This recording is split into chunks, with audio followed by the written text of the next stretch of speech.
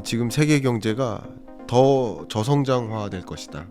그러니까 과거 팬데믹 이전 상황의 세계 주요국들의 성장률이 2025년 이래로는 성장률 자체가 레벨 다운되는 거예요. 우리 한국 경제도 5년 후 미래를 좀 본다면 안타깝게도 지금의 잠재 성장률이 2%가 채 안 되는 것으로 판단하는데, 잠재 성장률 자체가 5년 정도 지나면 예를 들면 한 1.7%, 1.6% 수준으로 잠재 성장률의 레벨이 떨어질 것으로 전망을 합니다.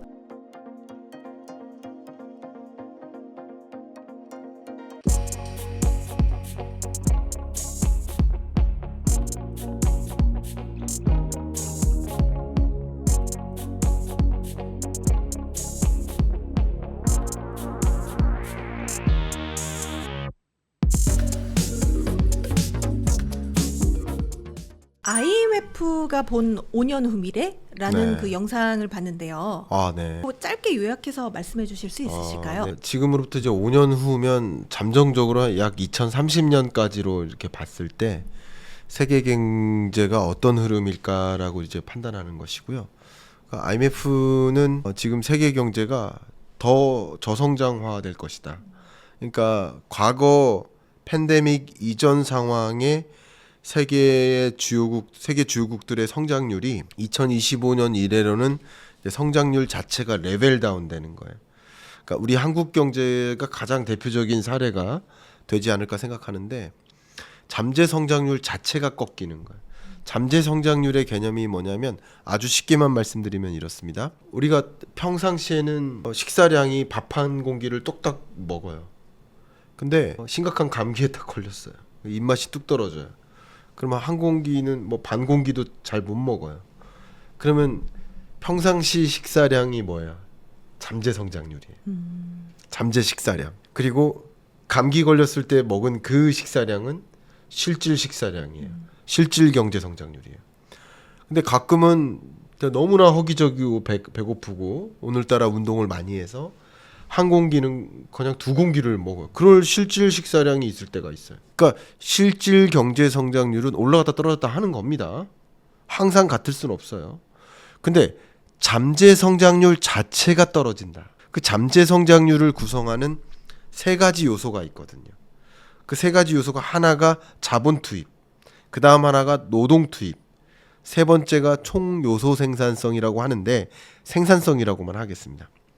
근데 예를 들어서 우리나라는 노동 투입이라는 면에서는 인구 감소가 시작되고 생산 연령 인구 만 15세에서 64세까지는 더 빠르게 감소하기 때문에 노동 투입의 요소, 이 레고 블록, 세 개의 레고 블록을 쌓았을 때 이 마지막 밑에 있는 레고 블록은 쪼그라드는 거예요. 그리고 그런 것들 때문에 저성장할 것이다, 저성장 고착화될 것이다 라고 판단하고 있기 때문에 세계적으로 한국에 해외 직접 투자를 유입시키거나 하는 노력을 덜 합니다.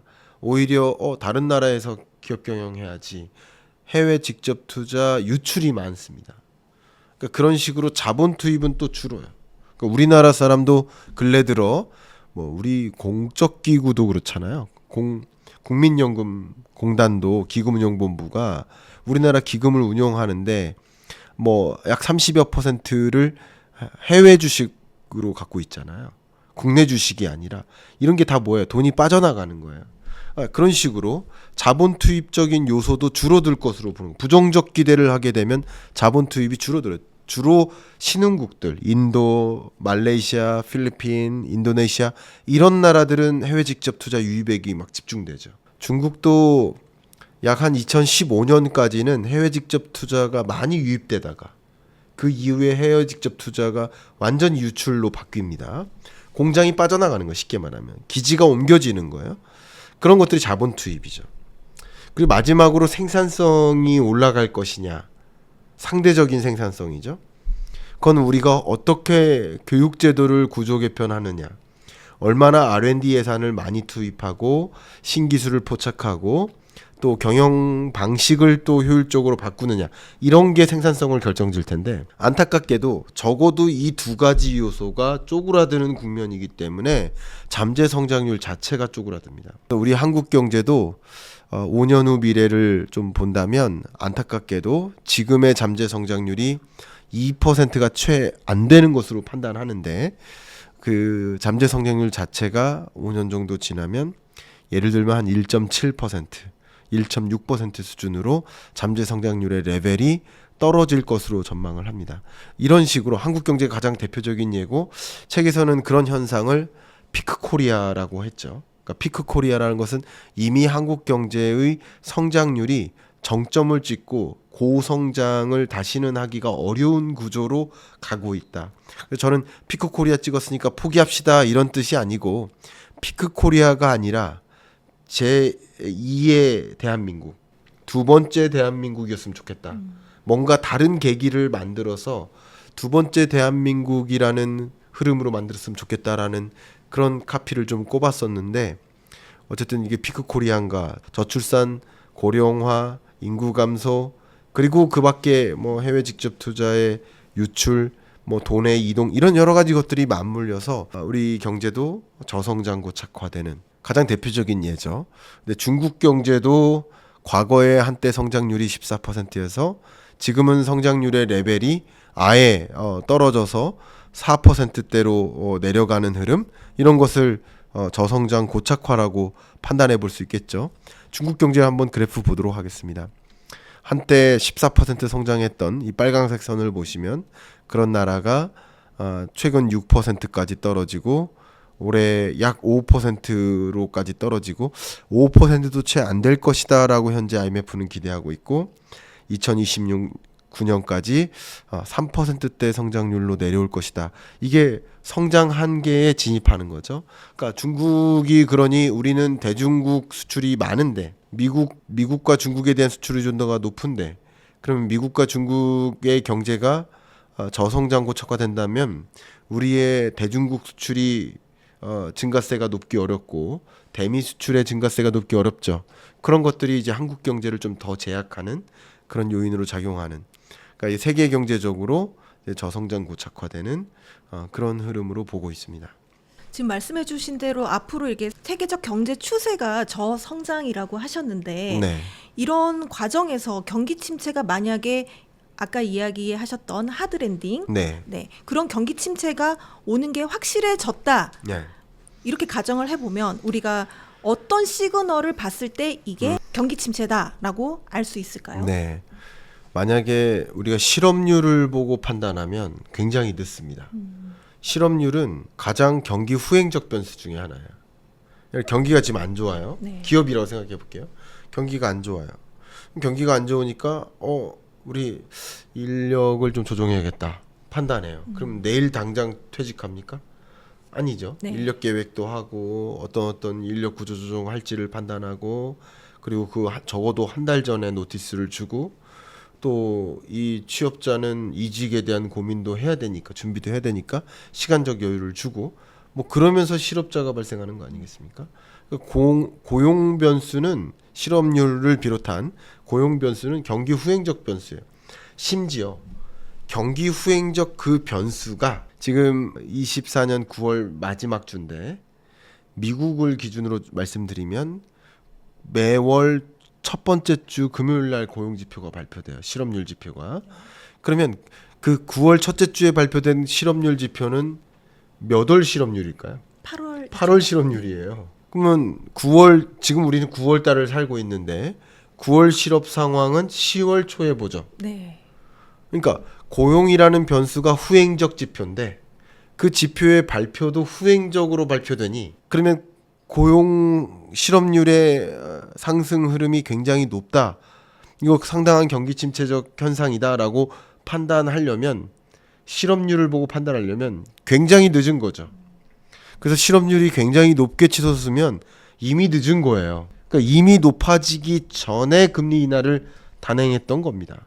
그래서 우리가 실업률을 보면 늦은 거다. 그럼 뭐를 봐야 되느냐? 기업이라고 해볼게요. 다시 기업으로 돌아가 보면 기업에 여러 부서가 있는데 총무팀, 인사팀, 뭐 생산팀, 마케팅팀 쭉 있는데 그 중에 구매 조달팀이 있어요.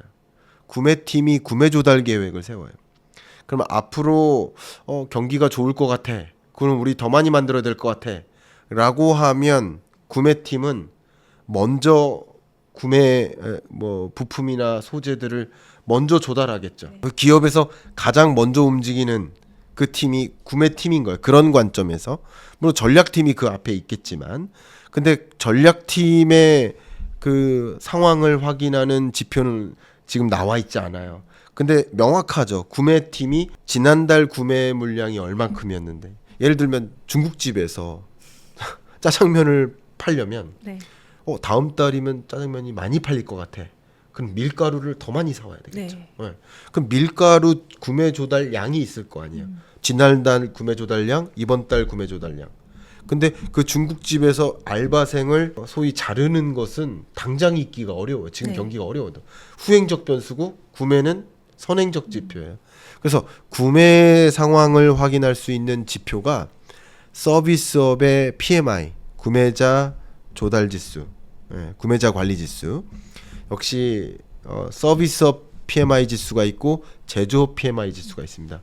그럼 각각이 서비스업과 제조업의 구매 조달 물량이 늘어나는 국면인가 떨어지는 국면인가, 각각이 기준선이 있거든요. 50이라는 기준선을 밑돌게까지 떨어지는가, 그리고 떨어졌는데 더 떨어지는가, 이런 것들을 본다면 경기가 이제 최근 미국의 PMI 지수는 우상향하고 있습니다.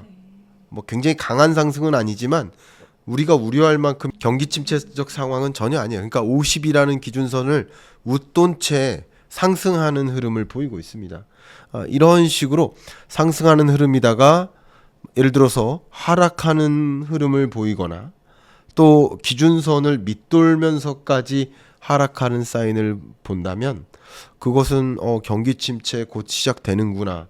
제가 앞서 말씀드렸던 것처럼 미국이 경기 침체 온다 안 온다로 구분한다면 오긴 온다. 그러나 그 경기 침체의 정도가 상당히 마일드하다, 라이트하다라고 말씀을 드렸죠. 그렇게 의견을 좀 드려보도록 하겠습니다. 그럼 이게 미국 경제가 아닌 한국 경제도 이 지수를 선행 지수로 보고 판단을 해도 되는 거겠네요. 그렇습니다. 우리 한국도 역시 해당 PMI 지수가 있어요. 그러니까 도소매 판매액이나 아니면 뭐 생산량 같은 거, 산업 생산 정도나 아니면 수출량, 이런 것들은 사실 동행성 지표들이에요. 그 동행 지표들을 먼저 확인하기 위해 선행 지표를 우리 찾는데, 예를 들면 아까 말씀드렸던 기업 경기 정도를 먼저 포착하기 위해서 PMI 지수를 본다라고 한다면 소비자의 소비 행태는 어떨까? 소비가 늘어날까? 이런 것을 보기 위한 지표가 소비자 신뢰 지수예요. 그러니까 소비자들이 향후 경제를 낙관하고 있네 라고 판단한다면 소비를 늘립니다. 근데 중국 경제처럼 향후 경제가 좀 부정적이야 라고 판단한다면, 반대로 부정적이라고 판단한다면 당연히 소비자들의 신뢰 지수가 떨어지겠죠. 중국 경제를 예를 들어 볼게요. 이 그래프가 소비자 신뢰 지수예요. 50이라는 이 기준선을 완전히 밑돕니다. 그죠? 100을 기준으로 했을 때 밑돕니다. 그걸 밑돌고 계속 소위 바닥을 이렇게 계속 지나가죠. 이런 흐름이니까 소비자의 신뢰도가 회복되지 않아요. 그러니까 소비자들이 뭐 합니까? 여기 보시면 이 점선이 뭐죠? 저축률이에요. 쉽게 말하면 저축을 늘리고 싶은 의지예요. 왜 저축을 할까? 현재 소비를 못 해요. 왜? 또 불안하니까. 미래가 불안하다라고 느끼면 느낄수록 현재 소비를 줄이고 저축을 늘리는 경향이 있어요. 이런 것들은 소비가 계속 돌지 못하는 현상을 만들겠죠. 바로 이런 겁니다. 그래서 소비자 신뢰 지수를 좀 확인하거나 이런 것들을 좀 선행지표격들을 확인하면 향후 경제를 먼저 진단할 수 있겠다 의견 드리겠습니다. 오늘 소중한 시간 내주셔서 너무 감사드리고요. 저희 그 성공의 진심인 구독자분들께 한 말씀 부탁드리겠습니다. 네.